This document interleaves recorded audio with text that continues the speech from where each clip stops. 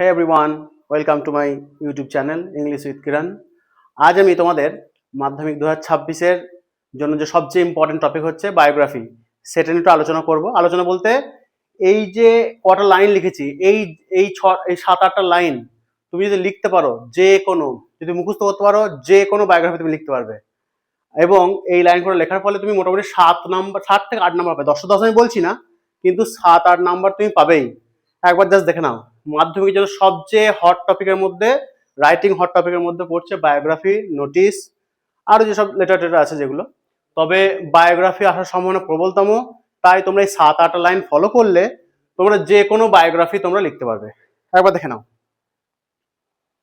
প্রথমত দেখো biography writing, তুমি যার সম্বন্ধে বায়োগ্রাফি লিখতে বলবে তার প্রথমে বায়োগ্রাফি অফ দি নেম বা শুধু তার নামটা লিখতে পারো।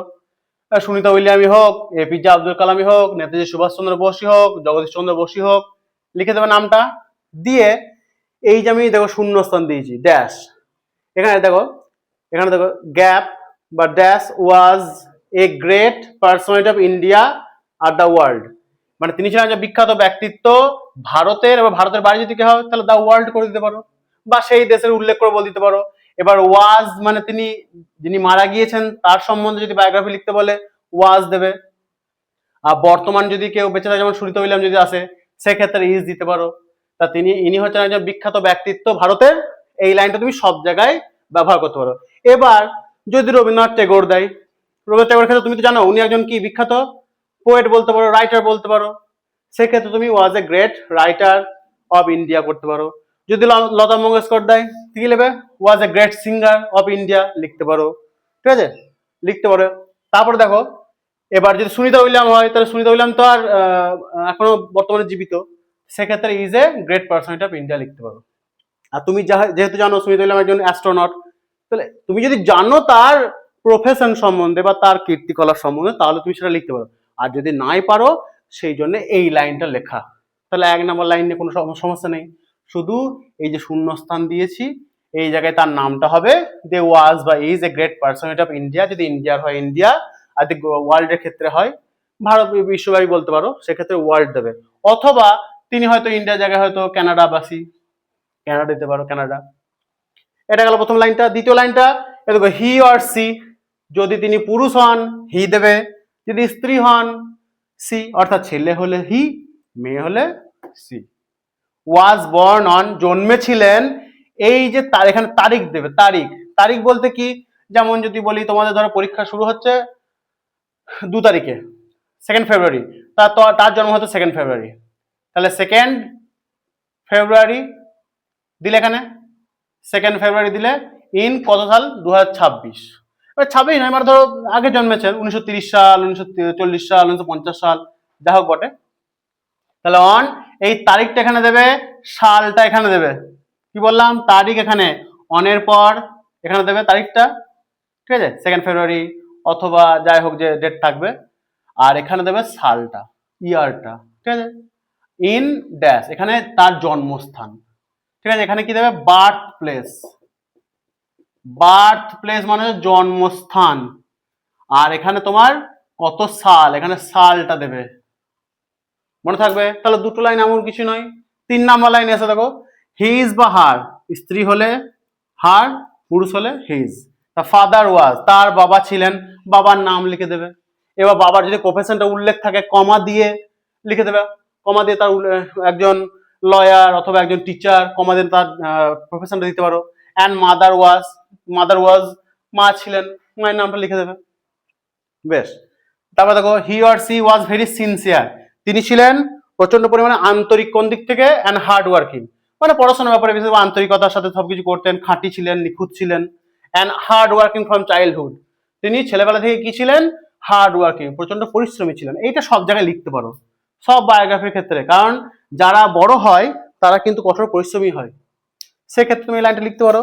তারপরে দেখো, এবার এই যে স্টার দিমাগ দিয়েছে দেখো, এখানটাতে তিনি যদি কবি হন তাহলে তুমি লিখবে he or she wrote many poems like, 3টে যাতে উদাহরণ দিয়ে দিলে। যদি তিনি হন একজন গায়ক তাহলে he or she was a great singer, he sang many songs, তিনি অনেক গান গেয়েছিলেন। লাইক দিয়ে নাম কয়েকটা গানের নাম দিয়ে দিলে, সেক্ষেত্রে হতে পারে। যদি না হয় ছেড়ে দাও, দেখাতে চলে এসো। হি অর সি রিসিভড, তাহলে যদি পুরুষ হয় তাহলে হি হবে, তাহলে হি received his education at school বা কলেজ, তাহলে তিনি তার শিক্ষাটা গ্রহণ করেছিলেন। এবার দেখো এডুকেশন আগে যদি আর্লি দাও তাহলে আর্লি এডুকেশন দিতে পারো, মানে ছেলেবেলা একবার প্রথমেই শুরুতেই তিনি কোন স্কুলে ভর্তি হয়েছিলেন হলো। দিয়ে ইন ড্যাশ, ইন ড্যাশ বলতে সালটা দিতে হবে, ওখানে তোমার হিন্ট গুলো দেওয়াই থাকবে, তোমরা জাস্ট এইগুলোতে পূরণ করবে। তারিখ সাল হয়ে গেল। She studied at dash and gain higher knowledge, দেখো সি স্টাডিজ তিনি পড়াশোনা করেছিলেন, এবার এখানে তো ইউনিভার্সিটির নাম হতে পারে, কলেজের নাম হতে পারে, সেগুলো হায়ার নলেজের জন্য, ঠিক আছে, আরো জ্ঞান লাভের জন্য তিনি এগুলো করেছিলেন। এবার দেখো যেটা আগে বললাম যে তিনি যদি কবি হন, তিনি he or she wrote many poems, he many novels, বা স্যাং মেনি সংস, বা ধরো যে কোনো তিনি যদি একজন বিখ্যাত সায়েন্টিস্ট হন তাহলে হি ইনভেন্টেড মেনি ইনভেনশনস, এভাবে লিখতে পারো। এবার দেখো, এবার সেটার জন্য তিনি হয় পুরস্কার পেয়েছেন অথবা যে কোনো ধরনের সম্মান পেয়েছেন, সেগুলো দেখো, এটা এই লাইনটা লিখতে পারো যে he or she received many awards and honours, like তিনি অনেক পুরস্কার পেয়েছেন এবং সম্মান পেয়েছেন, লাইক যেমন এই পদ্মভূষণ, পদ্মবিভূষণ, এগুলো থাকতে পারে, পদ্মভূষণ, পদ্মবিভূষণ, অথবা এমনি কোনো অ্যাওয়ার্ড পেতে পারেন। সেক্ষেত্রে লেখার পরে ইন ড্যাশ অর্থাৎ সালটা দিয়ে দিলে, তারিখ, ঠিক আছে, সালটা দিয়ে দিলে, এটা হয়ে গেল। এবার দেখো তিনি he or she passed away, এটা সব জায়গাতেই হবে, যারা মারা গিয়েছেন, যারা বর্তমানে নেই তাদের জন্য। She passed away on dash, এবার পাস্ট অ্যাওয়ে অন, এই যেমন করেছিলাম দেখো, বর্ন অন, তারিখটা লেখাই থাকবে, তুমি তারিখটা দেবে, দিয়ে কমা দিয়ে সালটা দিতে পারো, অথবা অন তারিখটা লেখার পরে ইন দিয়ে সালটা দিতে পারো। মারা গিয়েছেন, but his or her legacy, কিন্তু তার যে লেগাসি বলতে তোমার তার যে অবদান, এই অবদানটা সবাই কি করবে, লিভস অন, তাহলে তিনি মারা গিয়েছেন এত সালে, কিন্তু তার অবদানটা এখনো আছে, প্রচুর পরিমাণে অবদান আছে। এই লাইনটা খুব ইম্পর্টেন্ট, লিখতে পারো। আর এটা হচ্ছে দেখো he or she will immortal in the hearts of people, এই লাইনটা লিখতে পারো যে তিনি মারা গিয়েছেন এত সালে, কিন্তু তিনি এখনো আমাদের হৃদয়ে বা স্মৃতিতে জীবন্ত হয়ে আছেন।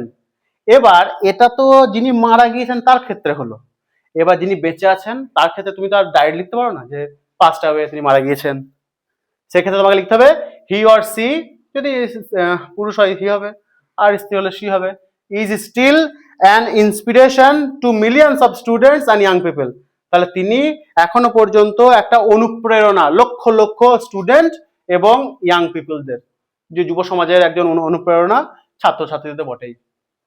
এই যে 8-9টা লাইন লেখালাম, এই 8-9টা লাইন তুমি যদি একটু চোখ বুলিয়ে রাখতে পারো, যে কোনো তুমি 100টা বায়োগ্রাফি লিখতে পারো, 100টা, সে যেই হোক না, একজন জীবিত ব্যক্তির ক্ষেত্রে হবে, একজন মৃত ব্যক্তির ক্ষেত্রে হবে। তাই তোমাদের যেহেতু এটা প্রচন্ড ইম্পর্টেন্ট টপিকটা, বায়োগ্রাফি মাধ্যমিক 2026 জন যথেষ্ট ইম্পর্টেন্ট, তা তোমরা এটা ভালো করে দেখে রাখো। আশা করি এগুলো যদি ঠিকঠাক করে রাখো, তোমাকে 10 না পেলেও 7 থেকে 8 নাম্বার দেবে, ইটস মাই গ্যারান্টি। তাহলে যে ট্রিকটা শেখালাম কেমন লাগলো বলবে, কমেন্টে অবশ্যই জানাবে। আর ভিডিওটা ভালো লাগলে লাইক কমেন্ট শেয়ার করে দিও, সাবস্ক্রাইব অবশ্যই করো, বন্ধুদের মাঝে শেয়ার করে দিও, বাবু বেবিদের মাঝেও শেয়ার করে দিও। আর তোমাদের পরীক্ষা, মাধ্যমিক পরীক্ষা 3 তারিখে তো ইংলিশটা, তো ওই পরীক্ষা দেওয়ার পরে অবশ্যই আমাকে কমেন্ট এসে জানাবে যে কেমন তোমাদের ট্রিকটা কাজে লেগেছে। ততক্ষণ পর্যন্ত tata, bye bye, almighty bless you.